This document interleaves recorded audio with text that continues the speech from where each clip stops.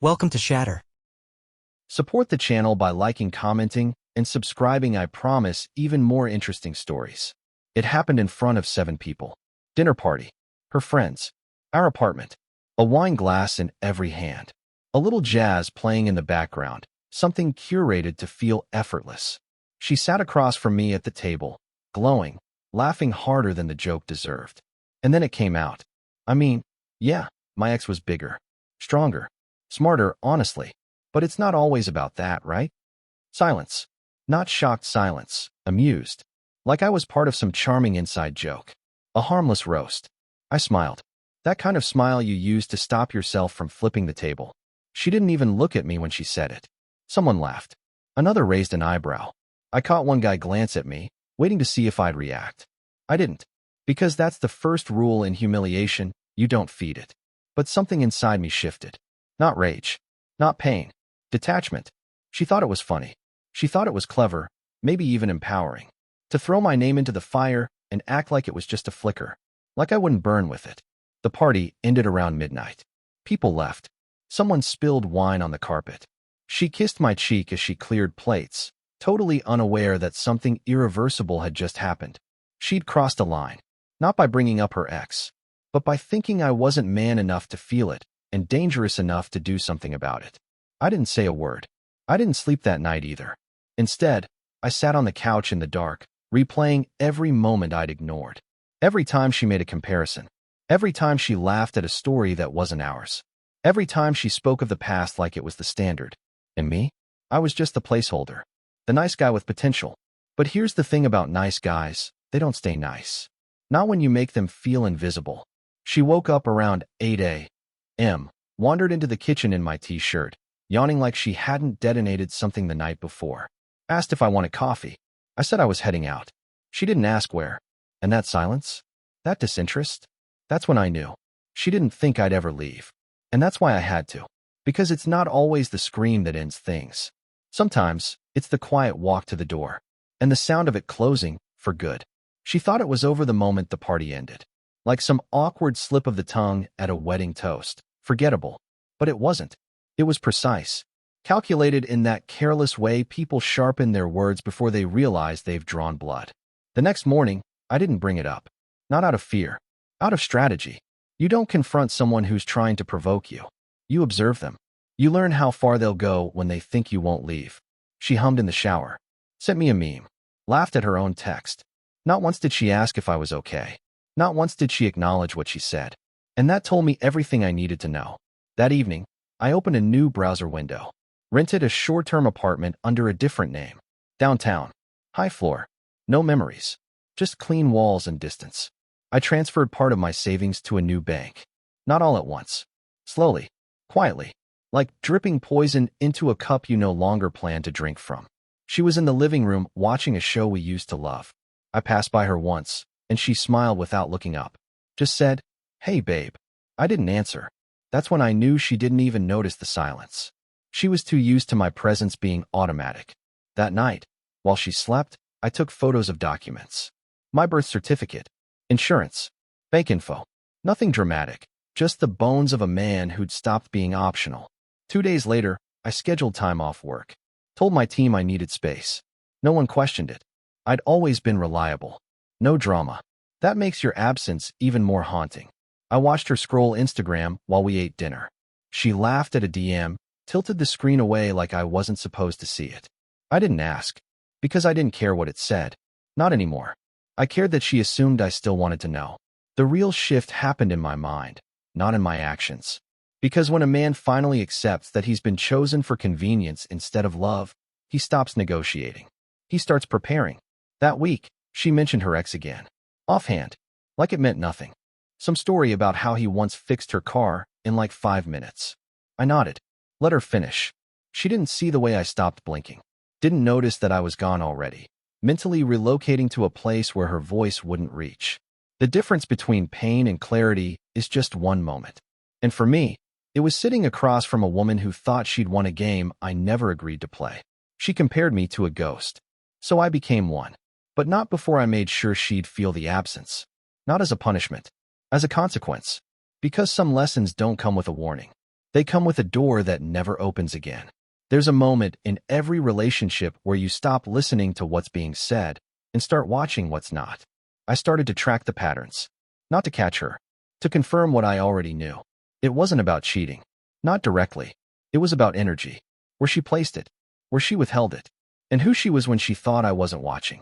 That same week, I borrowed her laptop. We'd always had open devices. Shared accounts. No locks. But comfort breeds laziness. She left her inbox open. I didn't go looking. I just scrolled. Quiet. Careful. It was there, buried under layers of casual, sanitized exchanges. One thread stood out. Alex, work. Just vague enough to pass for professional, but with subject lines that felt too soft. I clicked. The messages weren't sexual. They were worse. Intimate in a way you don't reserve for someone who's not a threat. Jokes about me. Quotes from movies we watched together. Him calling her sharp as hell. Her sending photos. Nothing explicit, but purposeful. The kind of photos meant to be seen by a man you want to impress, not a colleague. One message burned through my screen. You just get me better than anyone else.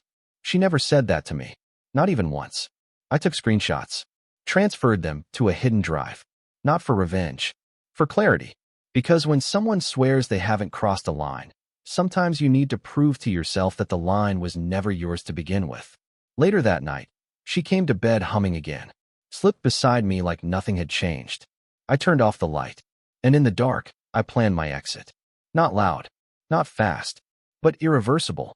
Over the next few days, I created a new phone line. Separate carrier.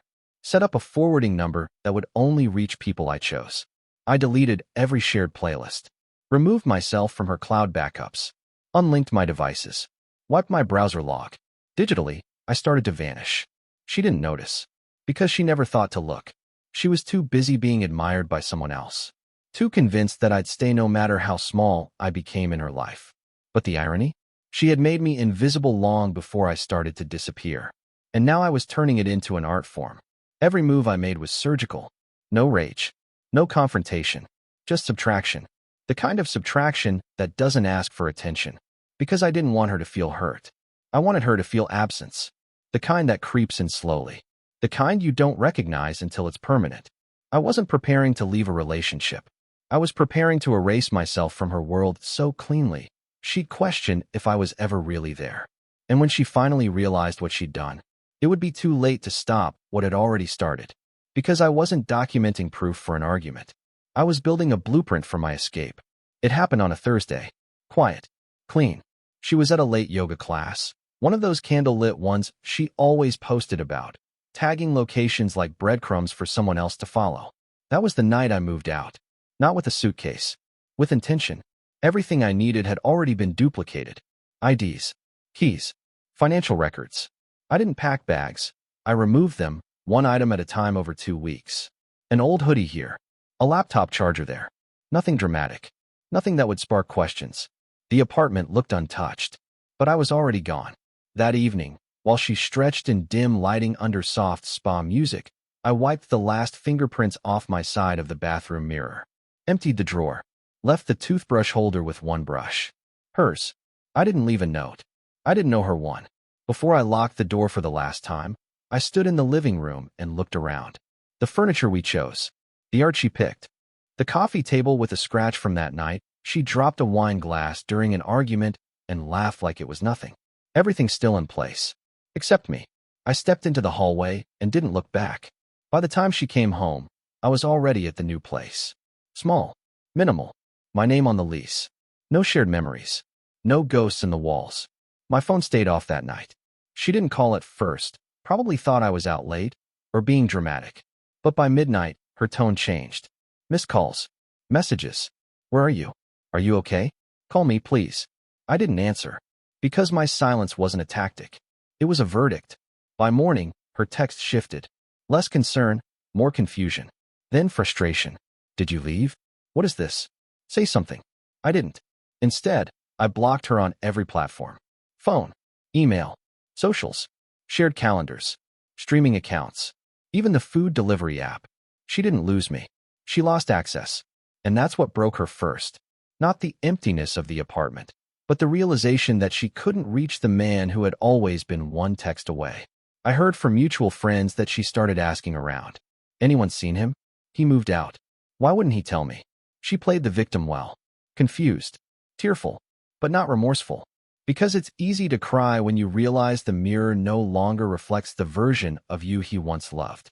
Harder when you realize the man who once waited on your apologies isn't waiting anymore. He's already gone. Not to punish you, to protect himself. That's the thing about disappearing. The louder they shout into the void, the more the silence owns them. And I was done being available for echoes. She didn't know I knew about him. Alex. She thought her little messages were invisible. But nothing stays hidden when the person you're hiding from stops playing along. After I disappeared, I turned my attention to the man she praised behind my back. The one she told people understood her better, who was just more ambitious. I wasn't jealous. I was interested. There's a difference. Because while she was spiraling, I was studying. Alex wasn't some mysterious alpha. He was careless, loud, sloppy in the ways only arrogant men can be. I started with his name, then his company, registered under a parent name with old domain info. One of those flashy startups running on image and borrowed capital. Looked polished from the outside, sleek branding, buzzwords, podcast interviews. But dig deep enough and you find the cracks. Fake partnerships. A recycled pitch deck. Investors who bailed. One quiet lawsuit. I didn't need revenge. I needed a spotlight. So I packaged what I found. Compiled documents, timelines, screenshots of falsified data. I sent it, anonymously, to someone I knew from a networking event last year. A compliance officer at a firm sniffing around Alex's space. Then I waited. I wasn't trying to destroy him. I just wanted the structure to collapse under the weight of its own lies. And it did. Within weeks, his social feed went quiet. Announcements halted. Comments turned off. She noticed, too. Her posts became vague. No more casual mentions of a friend with big plans. No more stories about someone who gets her drive. I wasn't the one who pulled the trigger. I just handed the bullet to gravity. Word spread that Alex had been taking time off. Burnout. A classic excuse. But insiders knew better. I didn't need to be loud. I didn't even need to be seen. The more I erased myself, the more visible her mess became.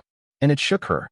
Because when a woman builds her new beginning on someone she claimed was better, smarter, stronger, and he folds, what does that say about her judgment? What does it say about what she gave up? She tried to call me again. A new number this time. Left a voicemail. Her voice was shaky, soft and careful, like I was made of glass. She said she just wanted to talk. Just to explain. But by then, I wasn't holding on to the anger. I wasn't holding on to anything. Because power isn't in confrontation. It's in knowing the truth, acting on it, and never needing to say a word. Alex didn't ruin her life. He just exposed what she traded for excitement. And I was still gone. Still quiet. Still building a world where her name didn't echo. Where my name, finally, meant peace. You'd be surprised how quickly the temperature changes when a woman loses control of her narrative. She used to move through rooms like the sun. Everyone turned toward her. Laughter followed her. Compliments dripped from every direction. And I was the accessory. The quiet man with patience. The plus one no one feared. After I vanished, that changed. Not overnight. Not with fire. But with frost. It started with small things. Invites she once took for granted no longer came. Her friend Melissa, the one who used to host wine nights and accidentally bring up her exes, moved to Denver and didn't tell her. Group chats slowed. Responses took longer. Reactions to her selfies dropped from hearts to silence. She still posted like nothing was wrong. Filtered brunches. Sunlight yoga shots. Cryptic quotes about growth. But the algorithm isn't just tech, it's energy. And hers was off. Then came the whisper. I know it because someone forwarded the clip. A podcast, small, niche, but connected. An episode on emotional betrayal and the cost of playing with loyal men. The guest? A mutual acquaintance. Subtle, sharp, never named names. But the timeline? The details? Unmistakable. She thought he was too quiet to ever leave. Turns out, he was too smart to stay. The quote circled in private messages. Screenshotted. Shared. It didn't expose her, it reflected her. And people remembered. Suddenly, her allies began to vanish. Not with accusations. With absence. Her coworkers stopped asking about her weekends. Her cousin unfollowed her. Even her barista switched tones, from hey, girl, to what's your name again? That's the social blow.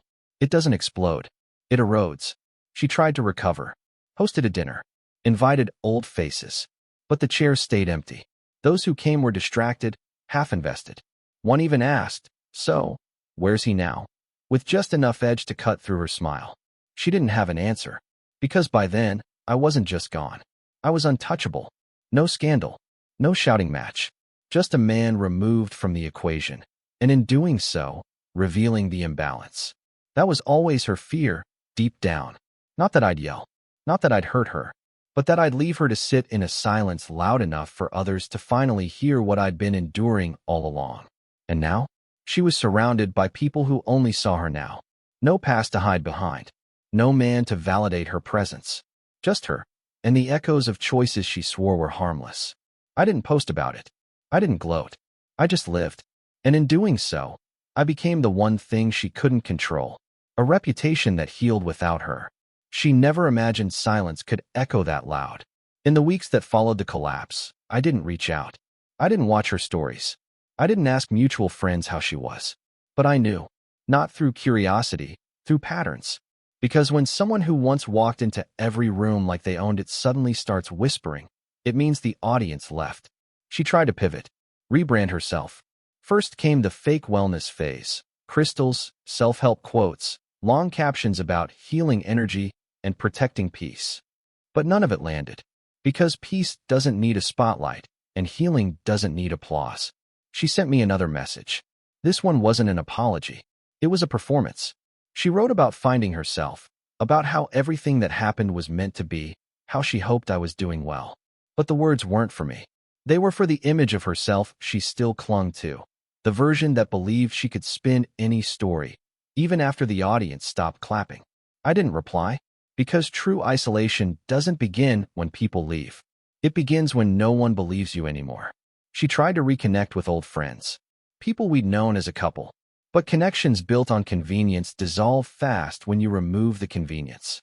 Her messages went unanswered. Her calls went to voicemail. The same people who used to laugh at her stories now spoke in past tense.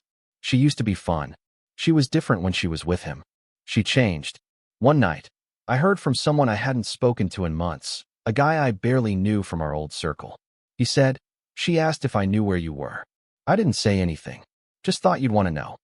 I thanked him and left it at that, because there was nothing left to protect. She wasn't dangerous anymore. She was alone, and that was the part she never planned for. She built her entire identity on being wanted. But when the validation dried up, when the attention moved on, she had nothing left but mirrors. And you can't lie to a mirror forever. Meanwhile, my life was quieter, calmer. I wasn't chasing anything. I wasn't proving anything. I had space, real space. The kind that doesn't need filling. I started reading again. Cooked for myself. Bought new sheets. Changed my scent. Every detail of my environment was mine again, untouched by her taste, her noise, her shadows. I wasn't hiding. I was healing. Not loudly. Not performatively. Just enough for peace to return to my bones. And she stayed in that silence, waiting for a knock that would never come. Because once a man learns to enjoy his own company, no apology, no panic, no promise of change is enough to bring him back to chaos. It happened in a bookstore. Not planned. Not dramatic. Just quiet, like everything else by that point. I was browsing a biography section, something about old American architects, the kind of topic she'd mock when we were together, when I felt her behind me. Not saw. Felt. That sharp air shift when someone familiar steps too close. I turned around, and there she was. She looked thinner, less put together. The polish was still there, but the energy had changed. That brightness she carried into every room? Gone. She was nervous. I could see it in how she clutched her phone, like it was armor. "Hey," she said. I nodded. She asked how I'd been. I told her fine. She looked down, probably hoping I'd say more. I didn't. "I didn't expect to see you here," she said. Still, I said nothing, because I wasn't going to fill the space for her anymore. She began to ramble.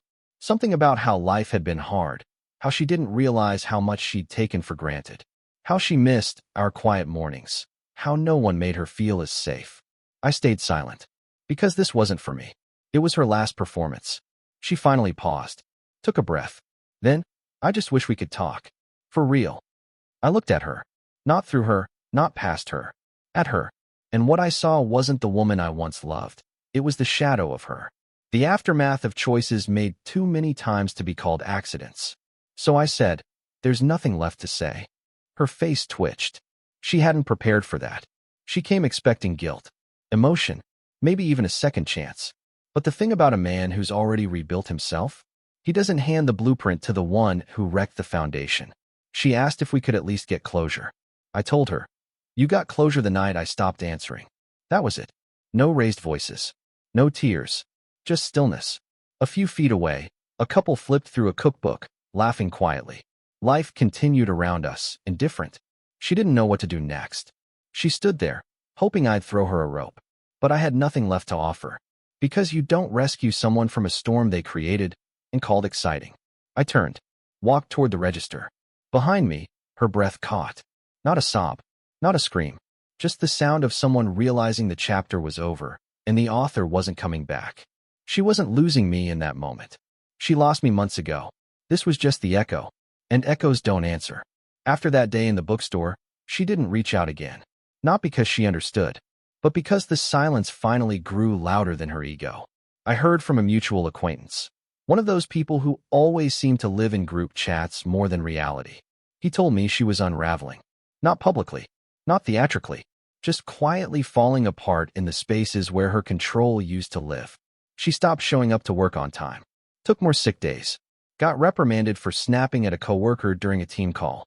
Nothing explosive, just the kind of slow disintegration that happens when identity unravels. She wasn't being punished. She was being revealed. There's a difference, because punishment implies justice. But revelation? That's just exposure. She had built a persona on being the one in control, the one people chased, the one who always had the upper hand. And without someone orbiting her, she had no gravity. I didn't need to watch it happen. I already knew the script. I had lived its first act. What caught her off guard wasn't that I left. It was that I didn't leave breadcrumbs. No Instagram quotes. No pity stories to our friends. I didn't try to make her look bad. I didn't need to. She did that on her own. One day, she tried to reset the story. Posted a long caption under an old photo of us. A filtered shot from some trip we took 2 summers ago. She didn't tag me. Just talked about growth and the lessons pain teaches. But the comment section turned on her. Someone wrote, "Didn't you cheat on him with that guy from your office?" Another said, "Healing looks different when you start it with honesty." The likes stopped coming. She deleted the post. She never reposted. She couldn't spin the collapse because it wasn't mine. It was hers. And collapses like that don't come with warning sirens. They come with quiet mornings that stretch into lonely afternoons. With mirrors that don't flatter anymore. With nights that echo louder because there's no one to lie to. Meanwhile, my world kept moving forward. Not in a rush. Not out of spite. Just in alignment with a man who remembered who he was before convenience made him forget. I got a new job offer. Better hours. Better money. I said yes without needing to check with anyone. I started boxing again. Traveled alone. Made friends who didn't know her name. Didn't care about the past. And that's the real closure, when her name becomes irrelevant. When her chaos stops being part of your atmosphere. She didn't just lose me. She lost the version of herself that existed only in my patience. And once that version vanished, the rest followed. It ended without a door slam. Without a final scream. Without a dramatic closing line. It ended in the place where all real endings happen. A quiet mind. I was sitting in a cafe one afternoon, one I never used to visit when I was with her. She didn't like the coffee there. Said the lighting was bad. Too dark. But I liked the quiet. The anonymity. No curated aesthetics. No one taking selfies near the windows. I was halfway through a book when my phone buzzed. Unknown number. No message. I didn't answer. Then another. Same number. One more call. A voicemail. I didn't open it. Not out of spite. Out of peace. That's the final shift, the one no one prepares you for. When you stop caring what they want to say. When your heart doesn't race at the idea of their voice. When their name no longer holds electricity, just silence. I never listened to the message. I never called back. She had already said everything she needed to the moment she decided excitement was worth more than consistency. I'd already replied the day I disappeared. Everything after that was just static. It's strange, really, How someone who once consumed your world becomes just another person walking through it. You don't wish them harm. You don't wish them well. You just don't wish them anything. I paid for my coffee, walked home, passed a couple arguing on the sidewalk, their voices sharp, familiar, a flash of my old life. I didn't flinch, just kept walking. When I got home, I lit a candle, sat down, thought for a moment, not about her, not even about the past, but about how far silence had taken me. There's a myth that men need to burn bridges to find closure. But real closure? It looks like this: a locked door, a cleared phone, a quiet room, a steady breath. I checked my last shared accounts. The final email connected to her name. I clicked remove access. Saved. Logged out. And just like that, the last thread snapped. I didn't feel triumph. I felt nothing. Because real endings don't come with applause. They come with the absence of noise. She wanted a reaction. She got a void. She wanted to be missed. She became a memory. She wanted me to break. Instead, I built something she'll never touch again. A life with no room for her name. And that was the last word I never said. Been through it. When they crossed the line, and you made sure they felt it.